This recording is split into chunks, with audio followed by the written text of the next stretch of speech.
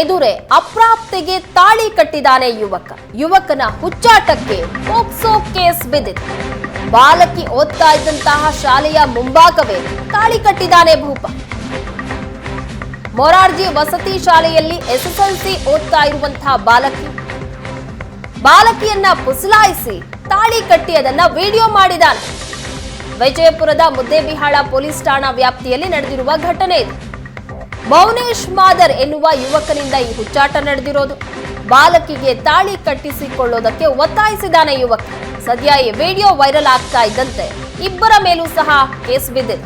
ಮೌನೇಶ್ ಹಾಗೂ ಗೆಳೆಯ ಸಂಗಮೇಶ್ ಮೇಲೆ ಕೇಸ್ ದಾಖಲಾಗಿದೆ. ಬಾಲ್ಯ ವಿವಾಹ ನಿಷೇಧ ಕಾಯ್ದೆ ಹಾಗೂ ಪೋಕ್ಸೋ ಅಡಿಯಲ್ಲಿ ಕೇಸ್ ದಾಖಲಾಗಿದೆ. ವಿಡಿಯೋ ವೈರಲ್ ಆಗ್ತಾ ಇದ್ದಂತೆ ಊರಿಂದ ಕಾಲ್ಕಿತ್ತಿದ್ದಾರೆ ಆರೋಪಿಗಳು. ಮೊರಾರ್ಜಿ ವಸತಿ ಶಾಲಾ ಮಂಡಳಿ ವಿರುದ್ಧ ಸಾರ್ವಜನಿಕರು ಈಗ ಆಕ್ರೋಶ ವ್ಯಕ್ತಪಡಿಸ್ತಾ ಇದ್ದಾರೆ.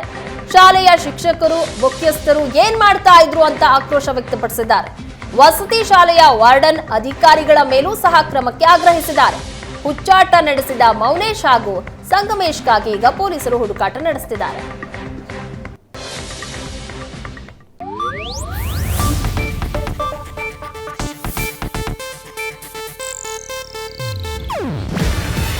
ಇದು ಏಷ್ಯಾನೆಟ್ ನ್ಯೂಸ್ ನೆಟ್ವರ್ಕ್ ಪ್ರಸ್ತುತಿ. ನೀವು ನೋಡ್ತಿದ್ದೀರಾ ಏಷ್ಯಾನೆಟ್ ಸುವರ್ಣ ನ್ಯೂಸ್.